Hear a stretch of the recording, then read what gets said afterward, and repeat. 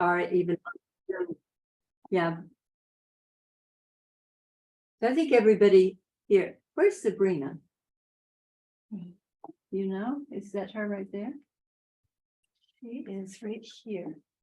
Sabrina, Yes, I'm here, Pali. how are you, sweetheart? I haven't heard your voice in a long time. I know, I have been sick for 5 months, basically. thought But so, yeah. now I'm better and I'm back. I'm Perfect. happy to be here. I'm so happy to have you Good here. to with see us. you. Yes, thank you, Okay. sweetie. Right. So what we'll do is we'll take, Polly will do an invocation, we'll do 5-minute silent meditation. And then Polly will do a Dharma talk, and then we'll have open Q&A. And then we'll go into the silent meditation after that in an hour. That's optional, Optional. right? So let's just close our eyes together and use this space, this time to close out the apparent external reality and to recognize that we're coming home. We're coming home into the spacious, awake awareness. It is our true nature. And it's here that we experience the love and the fire of transformation. We come here in this spacious, awake awareness and know it as the one I am.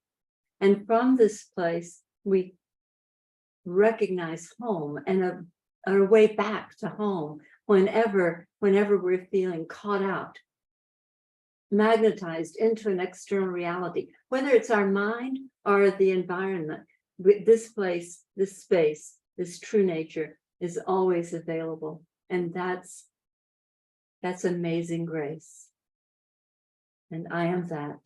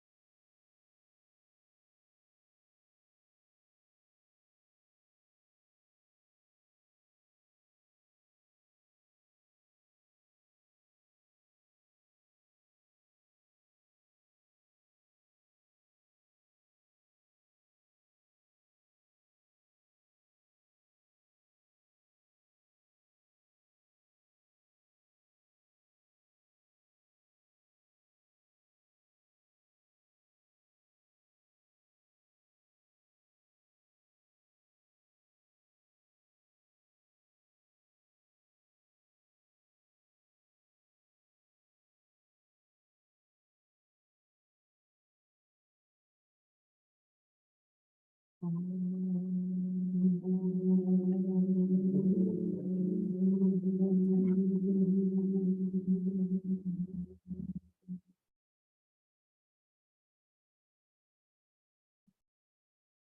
interesting when you don't have a good eyesight of what it looks like when you look out of a room. There could be a dozen people here that I don't see, right?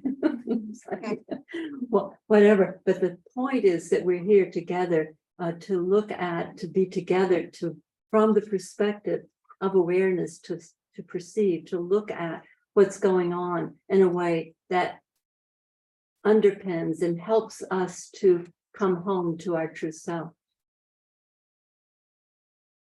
Recently, one of the points that's been coming up for me more and more in the teaching is the experience and the idea of detachment, and the way in which the ego person keeps that away, that idea away, because it seems to imply a lack of interest. It seems to imply not connecting to an apparent other or a circumstance or a situation. And so we have been programmed to believe that relationship and circumstances and situations require our engagement and involvement in them in order for us to make a difference, or to bring help, or to in any way participate in a way that would fulfill both the apparent other and ourselves. The detachment that I'm talking about comes from the ability to not identify with being a person, which is what we point to in the way that we talk about awakening, right? No longer an identification with a limited fear-based person, but knowing oneself as the awareness that I am. That detachment that we're talking about comes from the realization and the experience from that perspective of awareness that this is just what's happening. It's like, because there's no longer a me here that it's happening to. There's no longer a me here that is at risk or in jeopardy. And so from that place, now, the interesting thing about it is that that perspective actually gives us access to and connects us to the other, the circumstance, the situation. We're available for connection and engagement with it in a way that when we were at risk, or that we were still operating from an ego identity, we were not available because we couldn't control it. We couldn't predict it. We couldn't protect ourselves, which is usually that's the fundamental way of an ego being in relationship. It's limited. It's set upon by the fear-based identity. So when we know ourselves as awareness and something is arising, whether it's a personal interaction, like I said, a situation or a relationship, that detachment gives us the place of being present with something in a way that our ego identity cannot achieve, because it has something to get or something to avoid. That's my definition of ego. As long as you need to get something or avoid something, you're caught in an identity, a self-concept that's based in fear. So there's a detachment that comes, and part of that experience often begins by experiencing what's happening in your reality, in your world, in the 3D environment, even within your own mind and heart, as being a movie, as being a projection. And that starts to give one the sense of a bit of separation. But that separation, this is just what's happening, is often the way it's expressed or experienced, because there's no me that it's happening to. So as we're seeing it as just what's happening out there, it's more like a movie or a Netflix episode. Yeah. So we are seeing it out there, and this is the beginning of the reclaiming our attention particles from it and back to ourselves on our own behalf, from where we can make the next step toward the detachment that comes from knowing oneself as the awareness, no longer the person or the ego that has something or is subject to something, but now the space in which something is arising. From that space, we have the experience, and this may happen to any or all of you at certain times, just because you're on this path of waking up to your true nature, because this is an experience, a kind of an intersection on that path, for sure. And so you'll find yourself experiencing this where you're just seeing what's going on, and you are free to engage in whatever way without feeling at risk. That is the experience of our true nature. Awake awareness is we live from that perspective, from that position, from that viewpoint of the apparency of an external reality. The other piece of this, and a part of how we experience our identity as a person or our true nature as awareness, is determined by how we use our attention. So the fundamental way in which we experience anything is by allowing our attention to be residing there, allowing our attention to be magnetized into the situation or the circumstance or the relationship. And so recently in my own meditation, what I've come upon is that when we talk about energy, we tend to think of it as having a physicality to it, having the energy to get up and play or to get up and dance or hike or swim or whatever we like to do.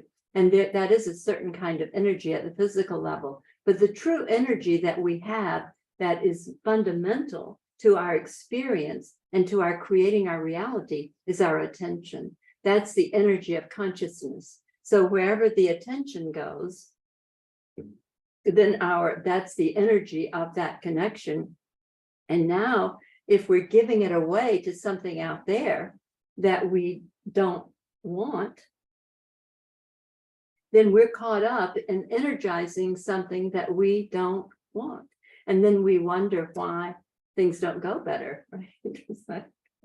It's like our attention particles are on the very thing, and we are enlivening whatever that is through our resistance to it, a certain kind of attention.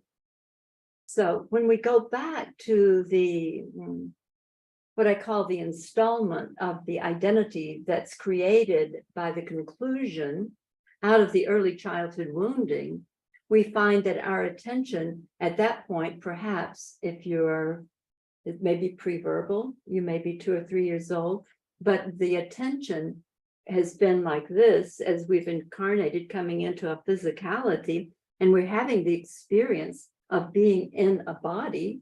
Now we're not recognizing our own fingers and toes, right?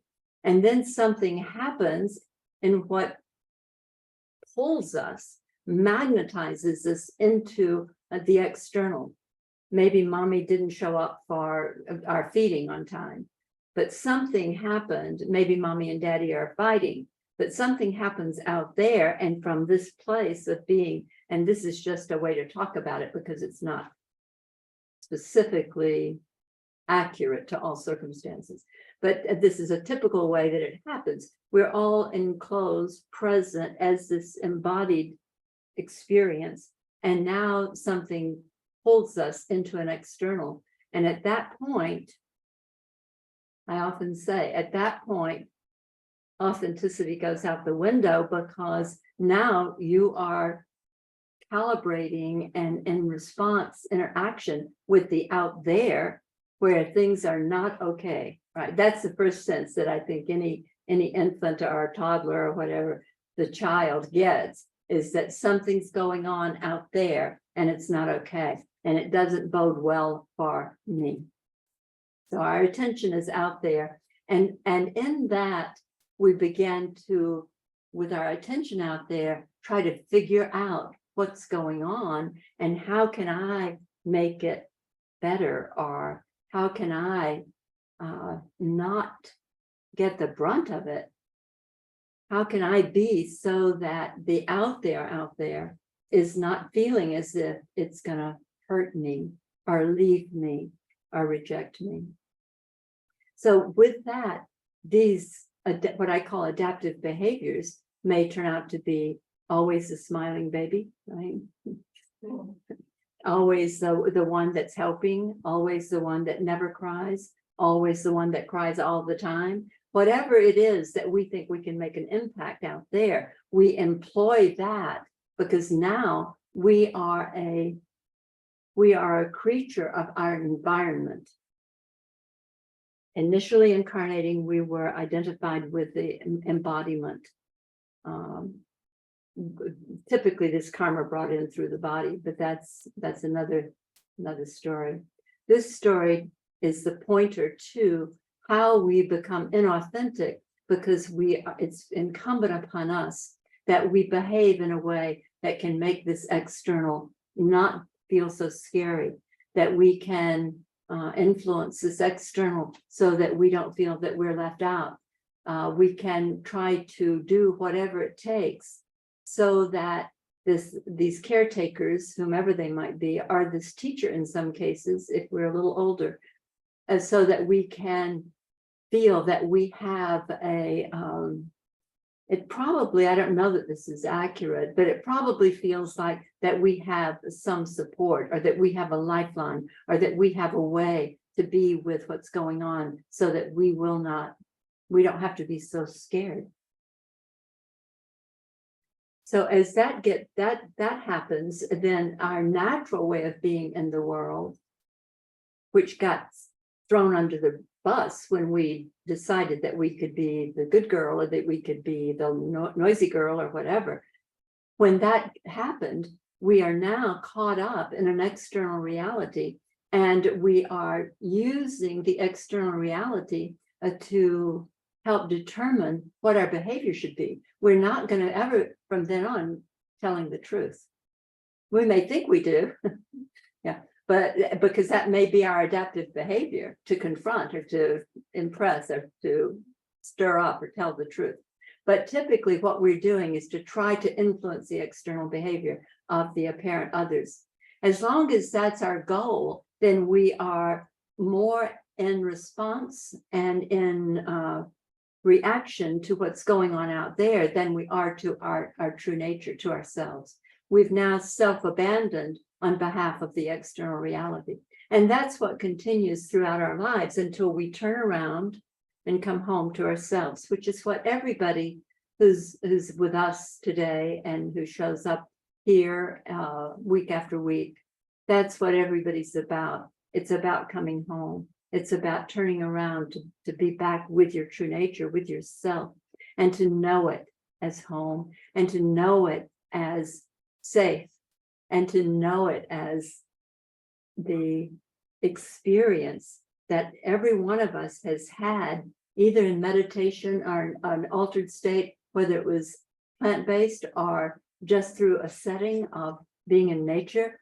But we've all had that experience of where the mind in fear, the attention particles and their neediness to make things okay, all of that is simply fallen away.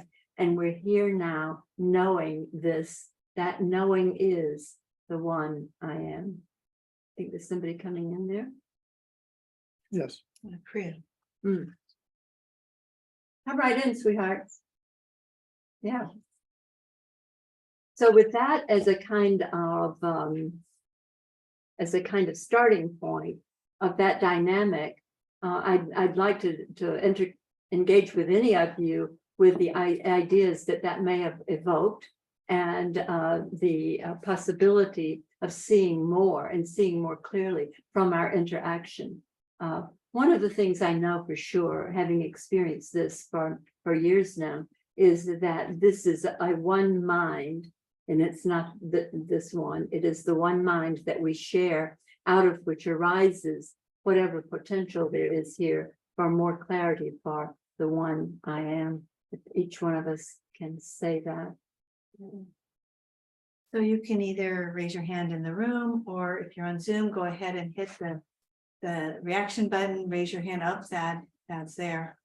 That's raising, okay, and I will spotlight you with Polly. This is my guy. Hi, honey. Hi.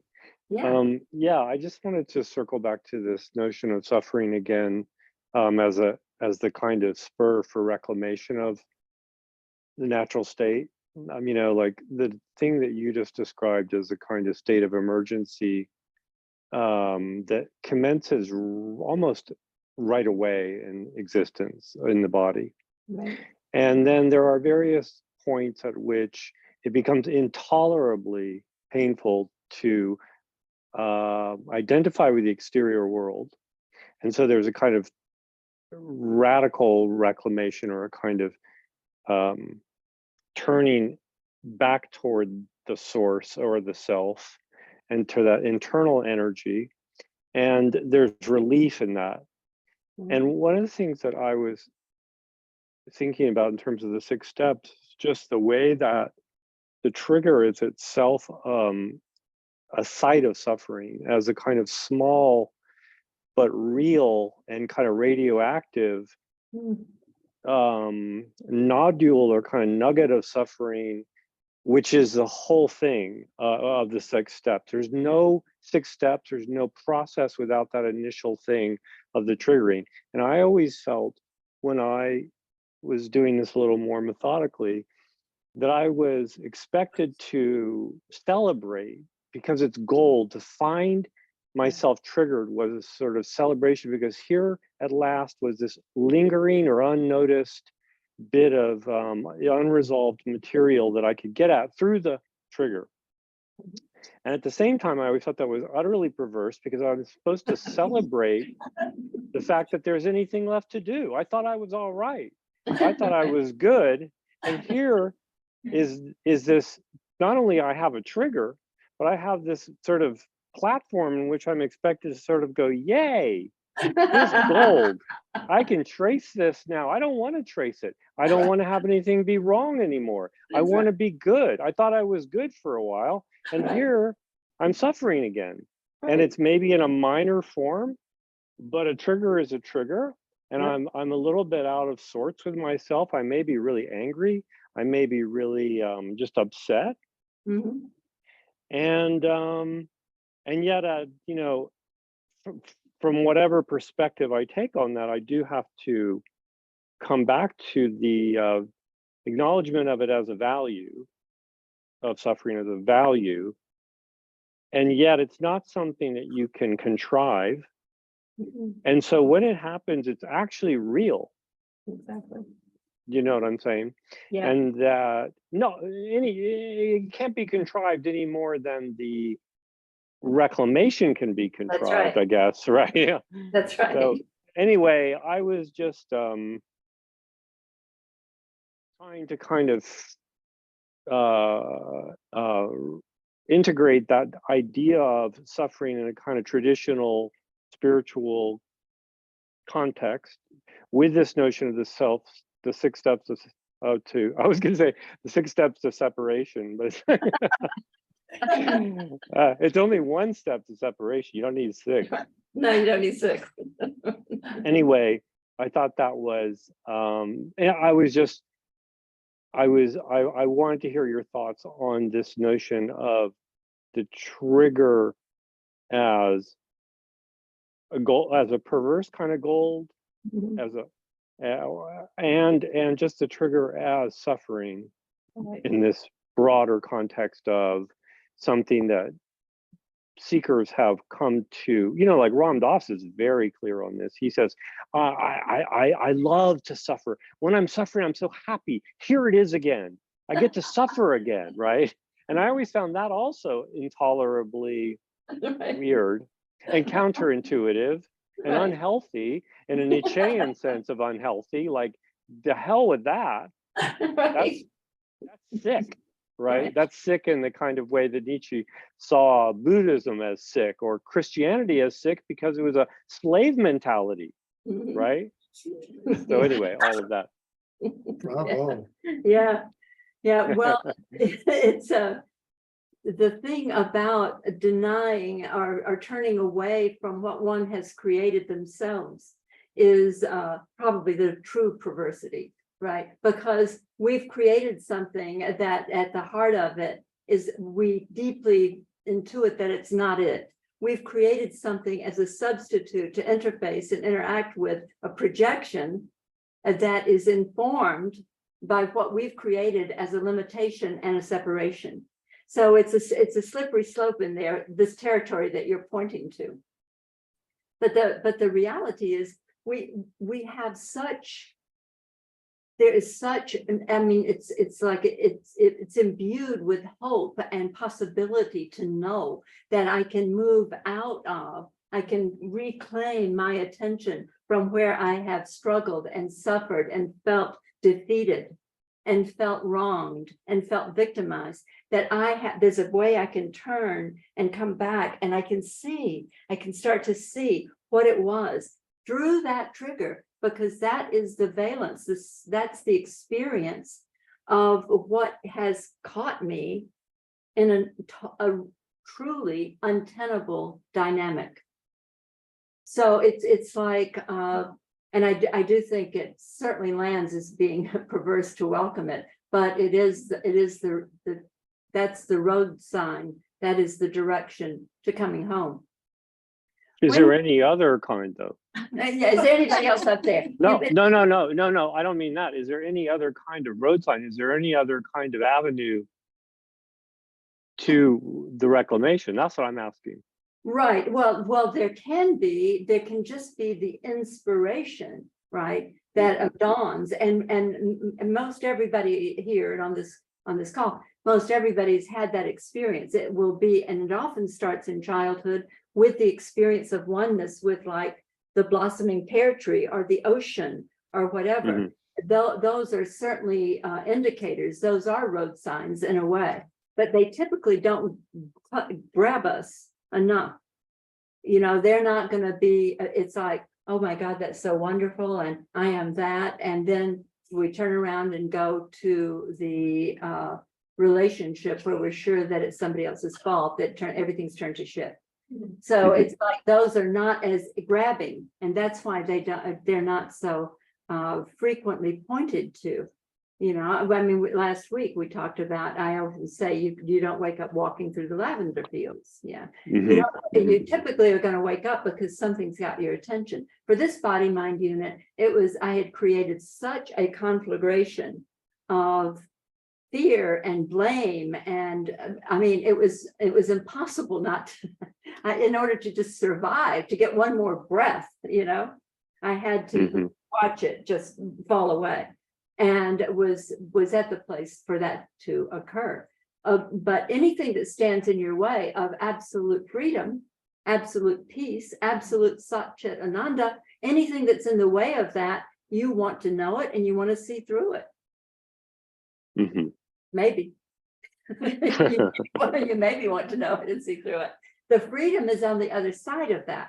And that's what, and so as our as our willingness arises, it's like there is nothing that we're wanting anymore that can be had in this apparent projection, right? There's nothing that's going to satisfy anymore. And that's typically where, whether it's suffering or an altered state of sorts, where we absolutely surrender. And in that surrendering, that allowing, that letting, we come home and know it, as in T.S. Eliot, for the first time. So yeah, I still think triggers are gold, and and that they shine the light on that path of seeing what was not true, that we've been believing, that created the distortion field through which we both receive and perceive our reality.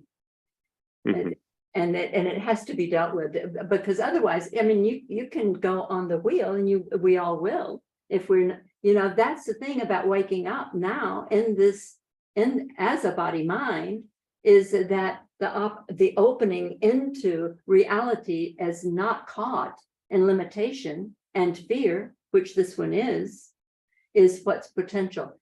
I believe that if you drop this body mind and you still haven't made this shift, you're going to incarnate again. And that's just a simplistic model for the way reality works. Mhm. And I might not be your mother that time. Uh, So, did that get close? yeah, I mean, I think the thing that I like is the clarity of the trigger as opposed to a celebration or a focus on the lyrical insight or the kind of let's get together and talk about transcendent experiences of the lavender field. You're preferring the trigger to the lavender field, and that's something that I trust because it seems harder and maybe a little more a greater degree of clarity or a greater degree of emotional, straightforwardness about it, as opposed to whatever people are really talking about when they're talking about a transcendent experience, or whether they're just boasting, or whether it's a self-congratulatory thing and all that. You see what I'm saying? Yeah. The thing about the suffering, the thing about that is that when you will not get to the same place. What you're doing with the suffering is you're actually addressing what has created the distortion. Mhm. You're not doing that with the transcendent experience. And No, exactly. that's why the direct path has its shortcomings, because you can know yourself as awareness, you can experience that as awareness, you can feel all of that, and then if that thing that hasn't been handled, it's going to show up.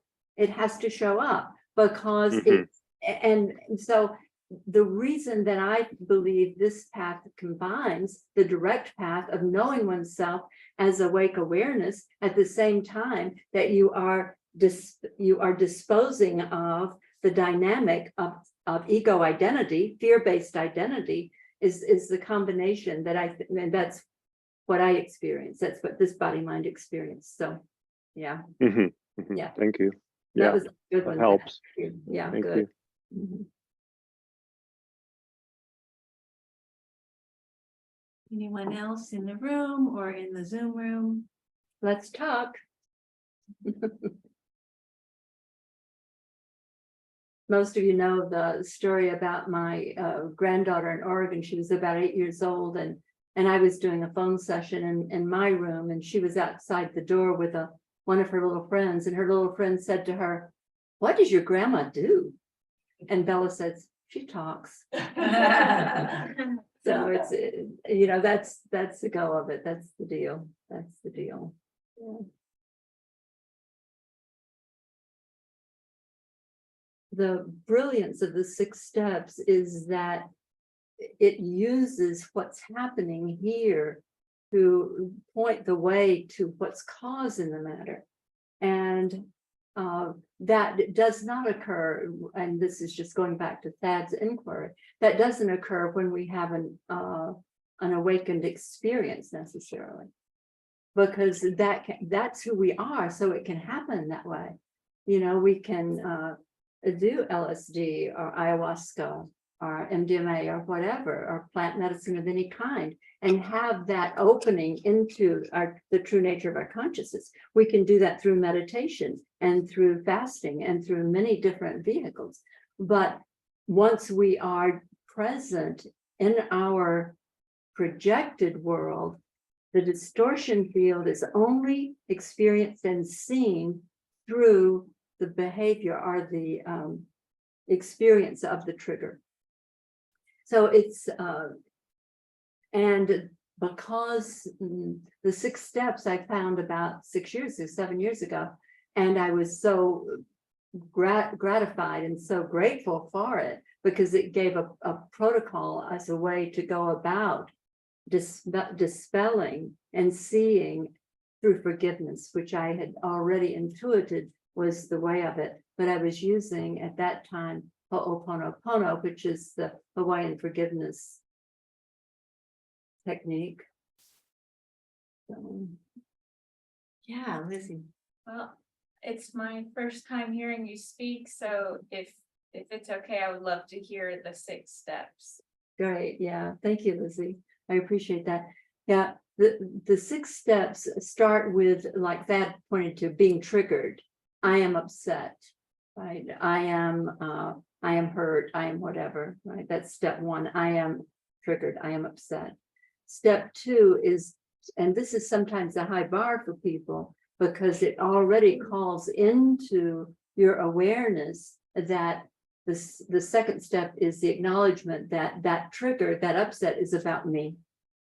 So you right away are reclaiming what you might have projected onto an apparent other who caused that upset. Yeah.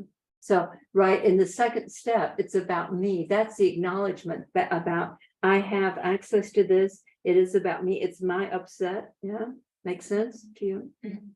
The third step is to identify, to name the feeling that occurred when that upset occurred. So you might have felt scared, you might have felt rejected, whatever you felt, that's what you want to come to with the third step.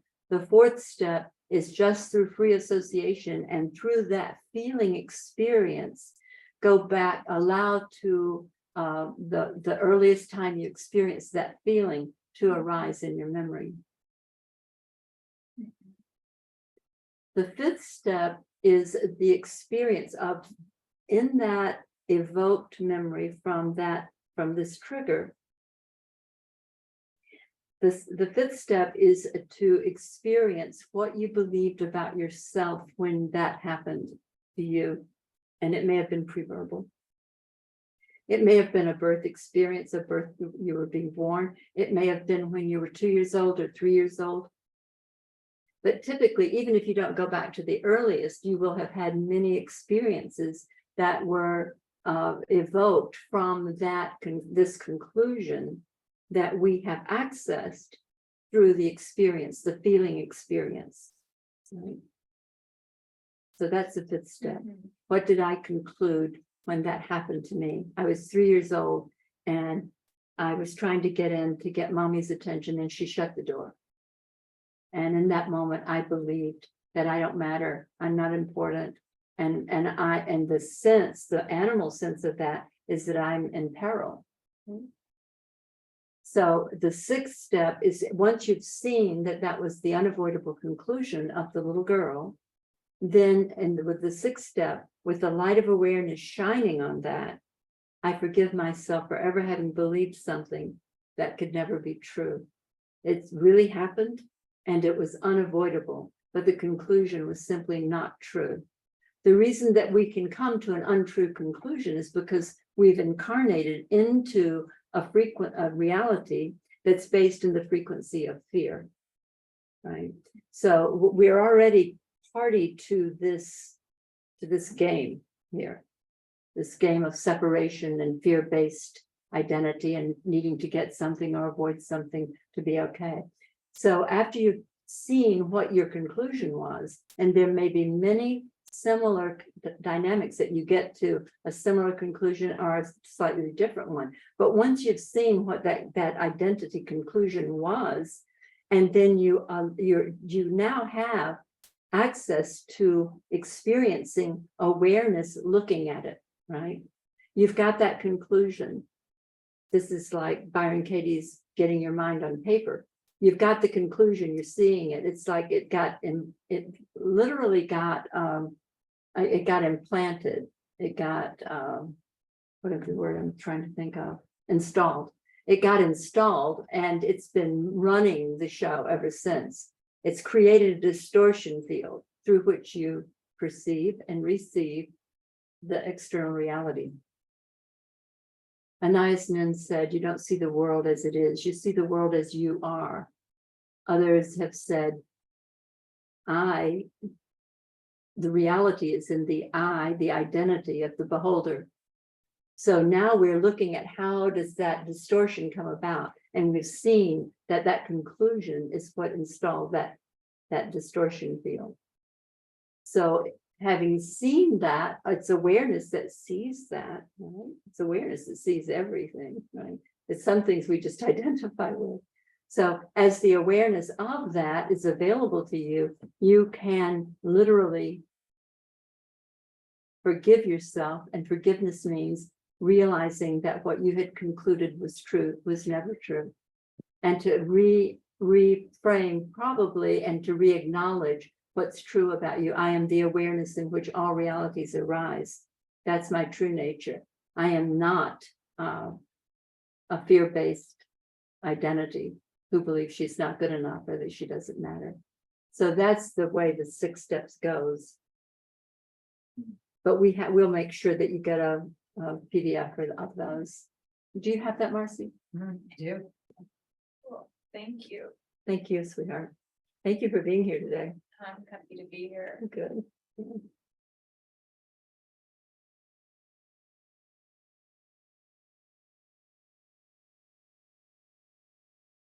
How much time do we have? 15 minutes. We got 15 minutes. Anybody want to talk about anything?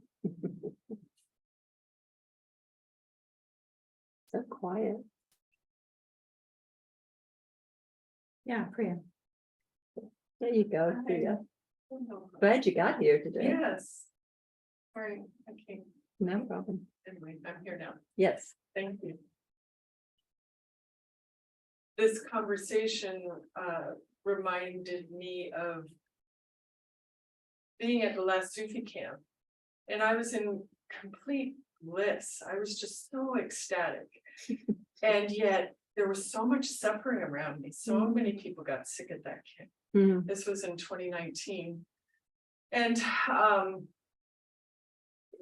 my question, just kept coming up, well, how can I feel so much bliss and ecstasy when so many people are suffering? And I still look at that because I still see a lot of suffering, and I wonder, well, and I thought, well, I'm not going to be helpful to anybody else if I'm suffering too. Mm. So that was my answer, which I got, but still, there were a few pieces too, like with spiritual bypassing, Mhm. like, okay, well, I could just stay in this bliss realm and Mhm. not see the suffering, not acknowledge the suffering. Mhm. How is that different, the spiritual bypassing, from being able to be in that state of bliss Mhm. and see the suffering, Mhm. but not be attached to it Right. so much? Yeah, we actually started our conversation today with the idea of the detachment that you're pointing to. I don't think you were here by then, was you? No, I think not. I don't Yeah, think so. the whole thing about the nature of detachment that comes from your true identity. Awareness is not caught up in the external projection of fear, which partakes of suffering, but it doesn't mean that there's not compassion and connection there. But the detachment, I sometimes use the analogy of, if you're driving down the road and you see a wreck on the side of the highway, you don't get out of your car and lacerate yourself on the jagged metal. You call 911. And it's like this kind of presence with whatever is showing up in front of you, right? This kind of presence with it's the ability to be connected to something without partaking of it. And the bliss, the spaciousness of the bliss you were experiencing is the space in which actual healing can occur. But it's your healing first that has to, it's that the old adage of put your own oxygen mask on first before you have the child that you're in charge of.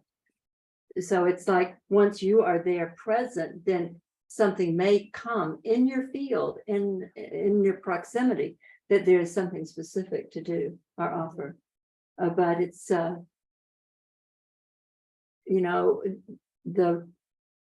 movie, the projection of polarity and suffering is built into this reality of separation. And so as we come out of it, it doesn't serve it, or others, to like throw yourself into the wreck. But being present with whatever is, being genuinely present, but simply not believing that there is. See, the whole thing is that what we have created in a polarized fear-based reality is the belief that the solution is at the level of the problem. And so that's where we engage, and then we are caught in that, the same frequency of that. But being present is a fullness of that bliss that you were experiencing. It's the trick is that to be in the moment with your own connection to your intuition, your knowing, and seeing what's in front of you, and you will come from a high frequency response to that. But if you get caught up in the suffering or the idea that it shouldn't be happening, instead of just being with it in whatever way. Yes. So it's the judgment that comes up in our mind that then we get pulled into it. And that's of no benefit. That's very interesting. Thank you. Yeah, the judgment that of it shouldn't be that. Right, that's right. And then as soon as we go into that, then we're trying to fix something that doesn't really need to be fixed. We just need to stay in the oneness connection from that place, be able to find a solution, or not even a solution, right? So it isn't even a solution. It's just being with it, Right. and then acting from your own being, if there is something you need to do to act. Right. Yeah. Yeah, the reality is that life never stalls out at the level of cause and effect. We do, and it looks like there has to be a solution there. But life is continuing to move, whether it's pain and suffering or any other thing, right? So it's like, as we are with it and allowing and holding the space, it's all changing with resistance to it, like an opinion that it shouldn't be that way, is the thing that will tend to stall it in its experience and its expression.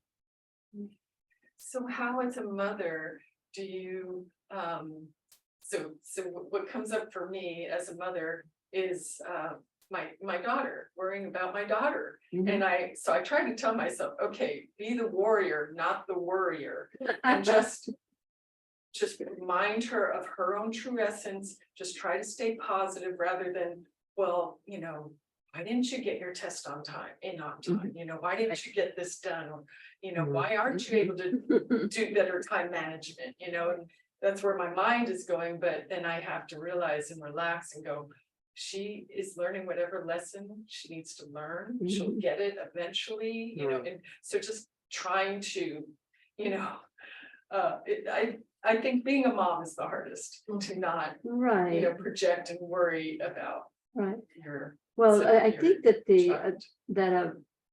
a way of being a parent is to be curious and to actually be willing to hear what's their experience, rather than thinking that you've got the answer if they could just get it from you, right? And all the time you're trying to not be judgmental, and you're trying to couch it in subtle ways, but genuinely asking questions, like, so to come into genuine curiosity about what's going on with her, because then you actually are making a connection with her that's authentic. Now you can't think that. Okay. Because she will know. Yeah, But yeah. especially Camry, I know she would know, right? Well, So it's my love and concern for her, that I want to see her not suffer. I see her suffering. right, And is that my own projection? yes, it is. Because you're the one that's loving and suffering. You don't know what her experience is. Okay.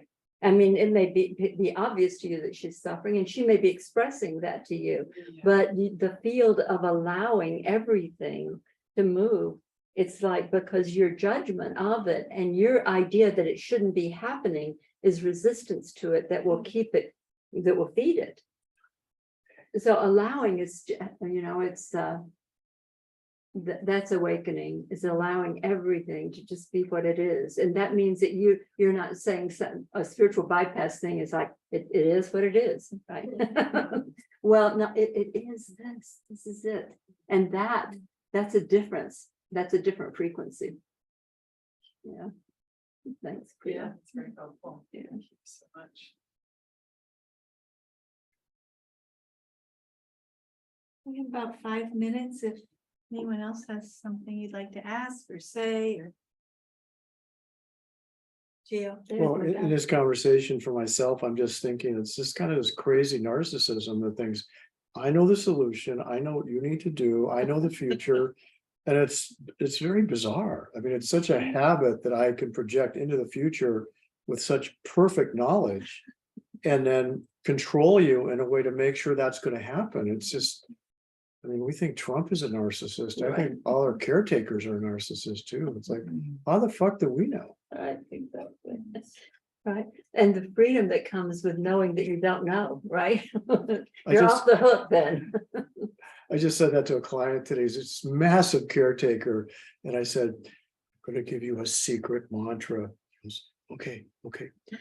Just repeat to your partner pretty regularly. I have no idea what's going to happen next. He was like, and she was like, yeah. Yeah, the caretaker identity Oh. finds that to be a very high bar, right? Oh my God. Because it's his job to know what's going to happen next and to take care of it. Oh. It's amazing.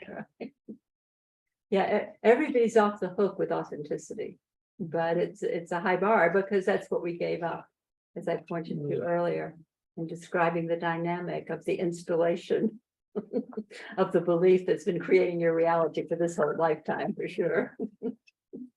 The belief about yourself, an idea that you are a person and that you're good or bad, and every word that you can say is based in a polarity. So it's never free. It's never just that. It's got an opposite and meaning at the other end of that stick. And as we become free of language and more connected to our awareness and to each other's awareness, I think that I think that the whole thing with connection that's implied by technology will start to be our actual experience, and being together may be quieter. I might not talk so much. Change your story about your granddaughter. That's right. I'll have to get a new story. She's quiet in there. All she is she just sits there. We don't know.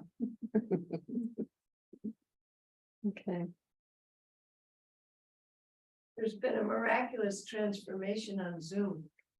Somebody turned into a kitty. That was your name. No, Becky. Oh, It was Becky's Becky. cat, yeah. Becky's, yeah. what a cute kitty.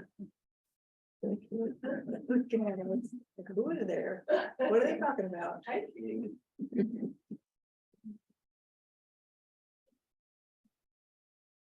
Anything else in the last 3 minutes?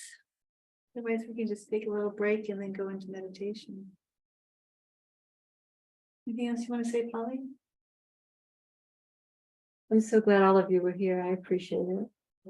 The connection that we have is what can change the world. I often say, shifting our frequency creates a new reality, and collectively, shifting our frequency creates a new world.